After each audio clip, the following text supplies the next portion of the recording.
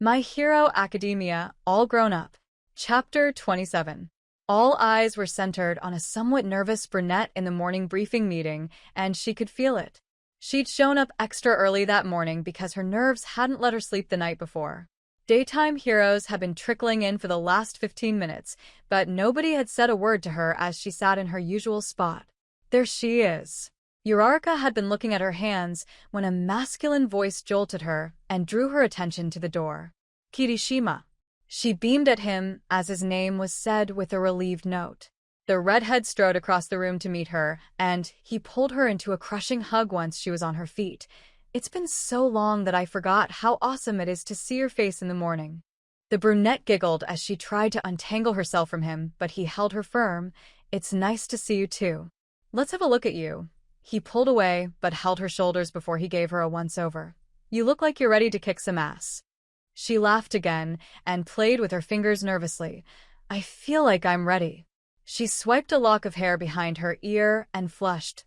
Although, it's definitely strange to be back again. Kirishima nodded in recognition as he noticed she'd been sitting by herself. Well, everyone here is just jealous that you're such a badass. Uraraka couldn't stop the embarrassing redness on her cheeks. Thanks, Kirishima. I needed to hear that. Don't be nervous. Kirishima's tone switched to lighthearted and accommodating. You can sit with Bakugou and I if you want. Air. She looked away and cleared her throat. Sure. She scooped up her duffel bag and followed Kirishima to the back of the briefing room. The moment she settled down in her chair, a familiar face walked into the room. When she met his red eyes, she felt like they were alone in the room. He stalled at the door as he held her gaze for a long moment. He was completely stoic, to the point of looking bored. But it didn't last longer than a few seconds before he blinked, looked away, and took the first open seat he found. Uraraka slumped in her chair a little and frowned. It wasn't the reaction she was hoping for, but she supposed it was warranted. They hadn't spoken in over a week, but she wasn't sure what to say to him. She watched the back of his head as she hearkened back to Mina's advice from a few days ago. Whose jacket is that? The pinkette frowned from across the table. Uraraka scrambled for an answer. It's Mirio's. Bullshit. Mina rolled her eyes. I know whose jacket that is, so you better start explaining. Mina. Uraraka breathed and leaned forward on the table. Don't read into it, okay? The pinkette held her frown as she drummed her fingertips on the tabletop. Why didn't you tell me? There isn't anything to tell. Uraraka tapped her foot nervously. I'm your friend. Mina's tone became serious and pressing. You can tell me anything, Uraraka. I don't understand why you won't talk to me about whatever the fuck is going on with you and Explodey Face. Uraraka felt a twinge of guilt but shook her head. Bakugou and I are just friends. No, you're not. Mina pointed to the jacket and seemed to battle with herself on what to say next. She ran a hand over her face. Please, let me be your friend for 5 minutes. The brunette took a long look at the other woman across the table. I don't talk to you about Bakugou, because you guys don't get along. Mina sucked in a breath and tried to keep an even tone. Listen, Uraraka, I don't hate Bakugou, okay? What happened between you guys anyway? Uraraka scrunched her eyebrows. The pinkette gave her friend a hard look. I asked first. I'll make you a deal. The brunette began to fiddle with her chopsticks. You tell me what happened between you guys, and I'll do the same. The pinkette twisted her mouth thoughtfully before nodding once and sitting up straight. About a year or so after high school, Kirishima got a bunch of us together for a night out. We all got drunk and Bakugou was being, well, himself. A total buzzkill. I was wasted and I got a little bit pushy with him. It was the regular stuff, you know? Like lighten up and have a drink. Or, why even come if you're just going to bitch the whole time? He got upset, and it spiraled out of control. We both said some things we shouldn't have. Uraraka looked at the woman across the table. You guys used to bicker in high school all the time. So, what if you guys had an argument? It was more than that. Mina looked down and sighed. It escalated pretty fast, and she trailed off.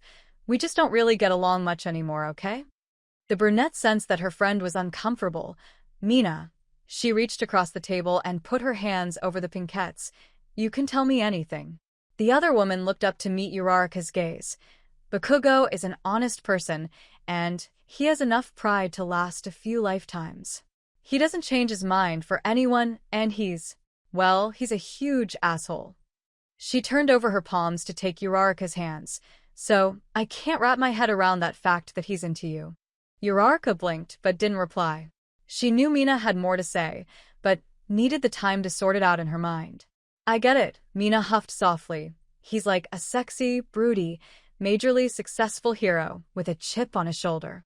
On paper, he's the whole damn package.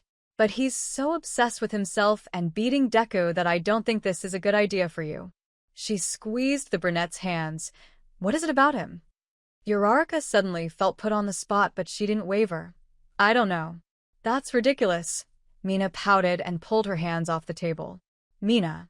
Uraraka breathed out her name and sat up straight. You're judging him too harshly. And you're not judging him harshly enough. The pinkette ran a hand over her brow. He's not exactly boyfriend material, Uraraka. The brunette scoffed. We're not dating, Mina. We've only talked to each other like 3 times since Kian. So, why are you wearing his jacket? The question was pointed, and it seemed to halt the escalation of the conversation. The brunette looked down at the coat, and she played with the bottom button. He loaned it to me when he took me home on Saturday night. And what happened? Mina crossed her arms as she leaned into the back of her chair. And please, Uraraka, don't lie to me or play it off. You've been off all week. You're quiet and embarrassed, so I know that whatever happened over the weekend, it's bothering you a lot. Talk to me. The brunette was silent as she remembered how her Saturday night unfolded. She felt confused and frustrated as she recalled the way Bakugou had left. She had been questioning herself all week. Did you sleep with him? Mina's tone was testing as she tried to unlock the secrets that Uraraka was keeping. No, the brunette replied quickly and shook her head hard. No. Then what? The pinkette threw her hands out to either side. Why don't you trust me? Mina. Uraraka's tone was chiding now. Of course I trust you. You're my best friend. I just don't know what to think right now. So much has happened in the last few weeks, and I'm confused and angry and hurt. It's too much. She dumped her head into her hands and ran them through her hair. The pinkette gave the brunette a guilty look. I'm sorry. I didn't mean dash. He gives me gifts but doesn't come around for weeks. He gives me advice and then criticizes me when I take it. He says things that he has to apologize for later. Uraraka felt herself getting upset, but she couldn't stop the words pouring out of her mouth. He acts normal when we're in public, but the moment we're alone, he's funny and smart and thoughtful. He remembers everything I tell him, and it's so frustrating. The brunette planted her hands on her thighs and looked away, and then he kissed me and kissed me. And then he left. It's driving me crazy. Mina suddenly felt empathetic. She had known that Bakugou was crushing on Uraraka for a long time now, but this was the first time she was truly seeing those feelings be reciprocated, no matter the problematic context. Uraraka was a private person, more than Mina ever truly knew. She was always willing to share the happy details of her life, but she rarely called on her friends when she was down. The small explosion of emotion that Uraraka had just popped the cap on was the most that the brunette had shared about the blonde at all. However, it was more than enough to give Mina a starting point. You need to tell him how you feel. The pinkette shifted forward on the chair. He deserves to know. Uraraka blinked and turned her gaze back on her friend. What? Mina sighed defeatedly. I'm your friend, Uraraka. I may not like Bakugou very much, but if you feel this strongly about him... She sighed again. He needs to know. If you don't tell him, it's going to eat at you. I can't do that to Decker right now. It's only been a few weeks. Uraraka shook her head hard. I'm such a horrible person. Mina swallowed a huge chunk of her pride for the sake of her friend. Why does he matter in this? You guys aren't together anymore. Because... Uraraka breathed and fiddled with the bottom button of the coat some more. He deserves better than that. So what? Mina shrugged. He's literally on the other side of the world right now. I don't know how much more space you could possibly give him, Uraraka. It's wrong. The reply dropped from the brunette's lips regretfully. Mina took a deep breath before leaning forward and holding out her hands as an offering. Love has no rights or wrongs, okay? It's the most selfish thing in the world, and you need have to stop giving a fuck about it. She nodded her head at the brunette. Be selfish for once in your life, girl. You came to Tokyo to start over, right? The brunette nodded as she glanced down at Mina's open palms. Yeah. Then fuck everything else. The pinkette reached across the table to grab the brunette's wrists. Bakugou is not my first pick, but you need to follow your heart. He likes you a lot, uraraka. If you feel the same way even a little bit, then fucking tell him. Don't lead him on. Go for it. Mina's words had been rattling around in Uraraka's head since then. It was a strange thing to have a fluttery feeling in her chest whenever she thought about telling the blonde how she felt. She hadn't felt giddy like this for a long time, but it was matched with a nervousness that she couldn't overcome. She stared hard at the back of the blonde's head as one of the many scenarios played out in her mind. Telling him how she felt was beginning to feel impossible as more time passed, and his simple rejection to come sit with her and Kirishima felt like it was only widening the gap between them. Good morning. A familiar voice distracted the brunette's attention to the front of the room. I hope you all had a stellar weekend. Earthworm looked tired as he leaned against the podium. My wife and I went to a movie on Saturday night, but I doubt any of you care about that. All you normie daytime heroes care about these days is the Viper case. Get to the point. Bakugou's tone was antagonizing as he leaned back in his seat. The night shift hero glared at the blonde, but there was an endearing note to it. Well shit, I guess I'm right on the money. He glanced down to the papers on the podium. Shift assignments are changing now, as I'm sure you all know, but that's not the biggest news of the day. The man looked up and scanned the room until he found the face he was looking for. Today we welcome back the beloved and beautiful Uravati. Everyone in the room, with the exception of a blonde, turned to look at her before a steady applause began. The brunette heroine flushed at the attention, but she nodded her thanks. It's great to have you back. Earthworm nodded at her before he sighed exhaustively. You day shift dummies should have your assignments already, so there's really no other reason for me to stay late and hold your hands. He turned a quirked eyebrow on Bakugou. Aren't you supposed to be sitting with Red Riot?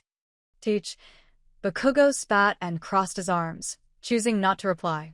Don't tell me. The night shift hero's hand flew to his mouth. The bromance hasn't ended, has it? He glanced back at the redhead at the back of the room. Kirishima smirked and cackled. Why? Are you looking to get in on the action? Shut the hell up. Bakugou tossed a glare over his shoulder at his partner, but his gaze quickly found its way to the girl seated diagonally to the redhead. He looked at her for a long second before scowling and turning his head forward again. I guess there's no room for a third. Earthworm shrugged with a sarcastic grin, but he glanced at Uraraka for a moment, a flicker of recognition crossing his face. Ground Zero's too famous for little old Earthworm these days. Uraraka glanced back at the blonde who shifted in his seat before giving the hero at the front of the room a middle finger. She almost chuckled as she was reminded of the last time Earthworm ran the morning brief. Always setting a model example, Earthworm shot back with a smirk. Ladies and gentle heroes, I present Ground Zero. Move on. Bakugou snapped back, a note of irritation in his tone. Earthworm shrugged. The meeting is over. You guys can leave if you want. We all know these things are pointless anyway. Fucking men, Bakugou grumbled before sliding out from his chair and snatching his duffel bag. Wait. Earthworm glanced down at the paper on the podium. I actually do have one piece of news for you guys. He looked up to see all the heroes in the room. As of this morning, an agency in Okinawa put all Tokyo agencies on notice. It says here that they believe that the Mamushi group will be trying to move a few thousand pounds of quirk-enhancing drugs through Tokyo in the next week or so. A few thousand? A hero wearing a full-face mask echoed from the edge of the room. That's what it says. Earthworm shrugged his shoulders. It looks like the report came in about an hour ago. I'm sure that it's sitting in everyone's inbox right now. Uraraka felt a flush of nerves as she reminded herself of what hero work entailed. A sporadic array of memories crossed her mind as she envisioned Viper's face. Thousands of pounds of quirk enhancers could mean any amount of trouble for heroes. I'm guessing that Edgeshot will want us all working together on this one. Earthworm rubbed his eyes as he suppressed a yawn. So make sure you read the report, huh people? The room was quiet, but they acknowledged him before he spoke again. It's important that we run point on this. He glanced back at Uraraka. We need to get a little payback, right? Hell yeah. Kirishima piped up from his place, and he turned to nod encouragingly at the brunette. That it? Bakugou's voice followed, but he was talking to the night shift hero leading the meeting. Earthworm glanced up from the podium. You really have an itchy ass this morning, don't you? This shit's a waste of time, the blonde replied with a grouchy tone. You said it yourself.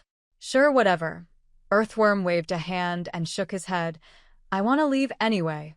The meeting ended with that, and Uraraka felt somewhat discouraged. She felt an uncomfortable pit in her gut as she stood up and picked up her duffel, and it must have been easy to see as Kirishima nodded his head at her. Hey, his tone was softer now. I'm happy that you're back, Uraraka. She glanced up with pursed lips and nodded. Yup. It needed to happen sometime, right? Just take it easy for now. The redhead gave her a gentle smile.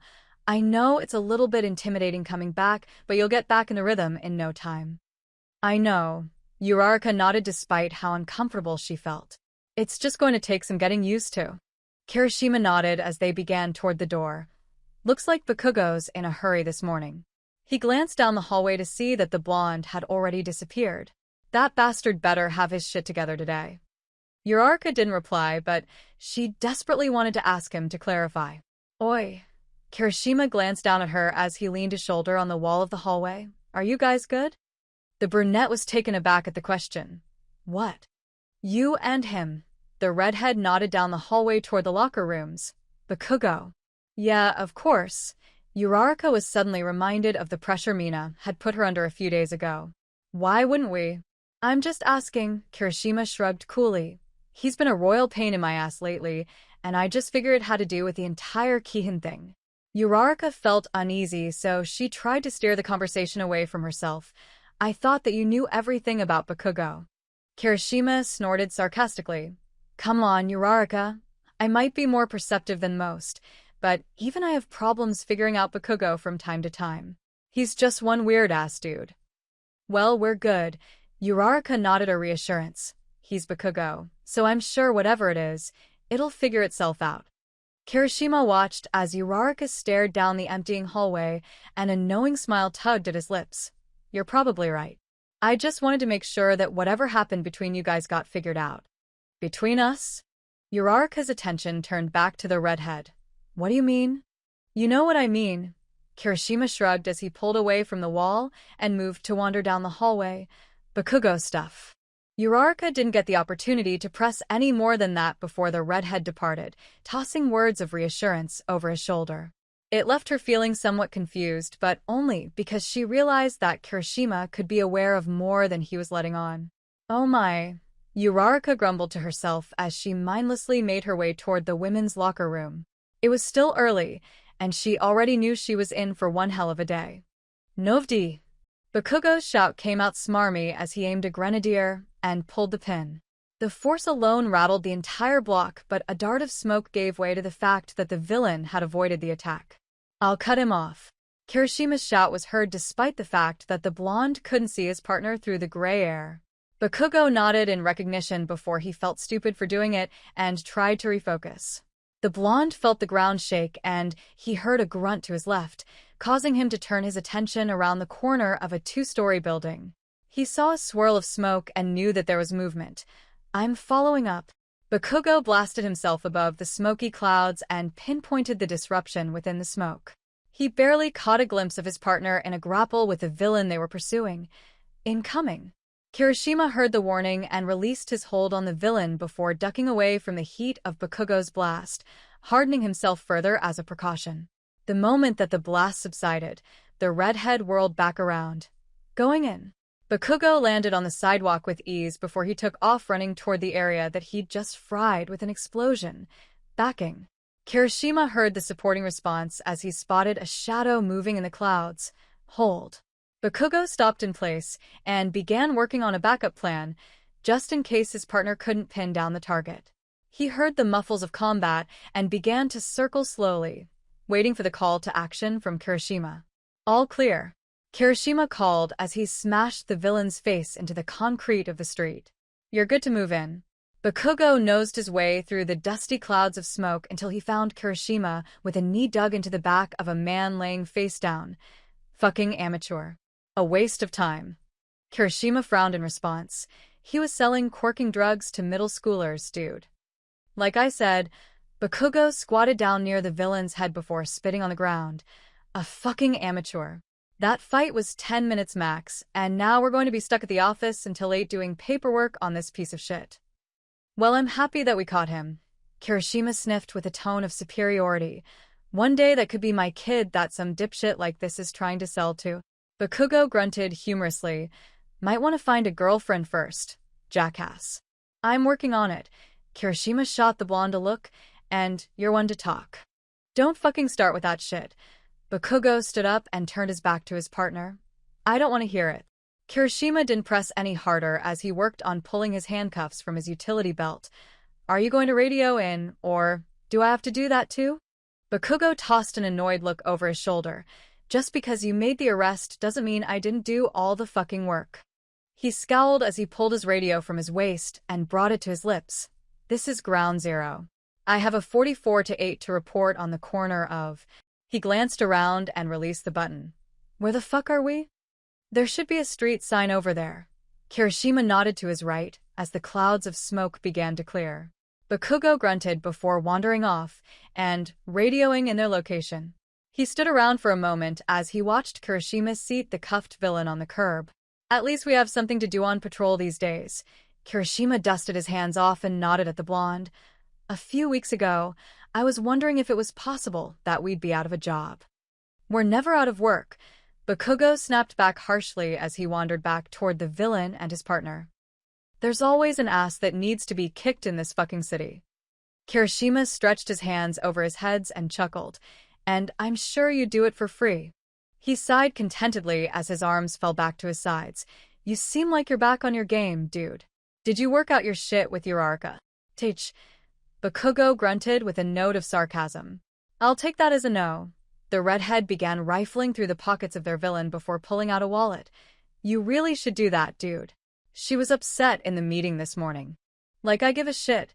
Bakugou watched as Kirishima popped open the wallet and analyzed the identification card. Well, hello, Mr. Nakamura. Kirishima smirked as he tossed the wallet aside and began checking the pockets of the villain again, quirking an eyebrow at his partner. Do you really not give a shit, though? I think you hurt her feelings a little bit. Bakugou felt a sting in his chest at the redhead's reply. Why the fuck should I care about Roundface's feelings? Dense as ever.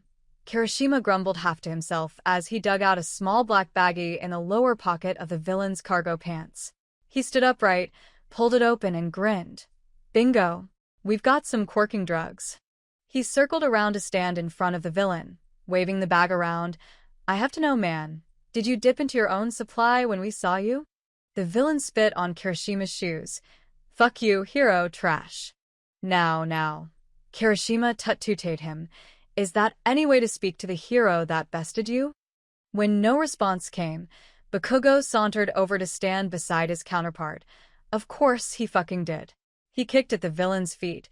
Look at this fucking king of shit. Corking drugs are the only thing that kept us from being able to bring him down in the first 10 seconds. Bakugou gave the villain a sneer. He probably took at least 3 doses today. Fuck you. The villain blurted out angrily. You got the wrong guy. Those aren't even mine. Kirishima hummed humorously. Tell it to the judge, bud. Bakugou already knew that this guy was a Mamushi Group low-level dealer by the tattoos on his arms.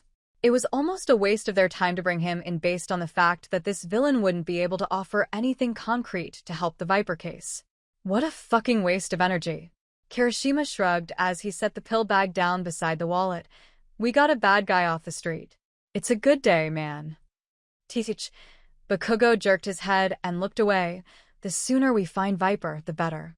Kirishima was silent as he watched a shadow pass over the blonde's face. We're going to get him, dude. I know we will. Bakugou clenched his fists behind the shield of his grenadiers. I'm sick of wasting time with scumbags like this. I swear, it's some half-ass agency brings that asshole in before me dash. Dude, Kirishima cut in before Bakugou got too heated. We're going to get him. We're the lead agency, so we'll get clued in right away. Uravity deserves to get in on that action too. Bakugou was silent as the brunette re-entered the conversation. He wanted to avoid that topic at all costs, but Kirishima brought it up at every opportunity. You really need to talk to her, dude. Kirishima pressed the issue one more time. Bakugou tossed a warning glare at his friend. Would you fucking drop it? Come on. Kirishima shrugged and gave his friend a goofy smile. She was super bummed when you didn't say hi to her this morning. It sucks to see you guys like this. Bakugou didn't reply for a long moment. It's not up to me. It's up to her. The redhead frowned. So you're just going to ignore her? He chuckled sarcastically. Why? What's the point in that? Fucking drop it. Bakugou snapped before turning a glare on the villain. What the fuck are you looking at, small time? The villain blinked before looking away from the blonde, choosing not to reply. That's what I thought. Bakugou sneered and crossed his arms. Kirishima didn't know what to think as he watched Bakugou's face. The blonde seemed to wander off in thought a lot recently, and it was beginning to worry the redhead. Whatever was weighing down his friend, it seemed to only grow heavier as time went on. It was clear to him that it was uraraka-related, but he couldn't figure out why. Ever since Uraraka's party at the bar, the blonde had been grouchier than usual, and Kirishima could only speculate so much. All he could do was hope that they'd work it out now that Uraraka was back at work. Perhaps seeing each other every day would hurry the process along. A smirk fell onto the redhead's lips as a plan hatched in his brain. Oh man, dude, I think my allergies are acting up, or I'm getting a cold. The fuck? Bakugou glanced over his shoulder at his partner. If it doesn't clear up by morning, I might call out. Kirishima shrugged, trying to hide his smirk. You'll have to find a patrol partner to fill in if that's the case. Thankfully, there's a hero, or should I say heroine, that might need a partner for tomorrow. Maybe you can help convince her that she should be patrolling again. Bakugou scowled deeply. I swear, Kirishima. He trailed off, feeling the flurry of insults die on his tongue. Nothing he could say was going to keep the redhead from forcing him to do things he didn't want to do. It was something that Kirishima was becoming effortlessly good at. If Kirishima was going to miss work tomorrow, Bakugou figured that he'd give him a real reason to call out.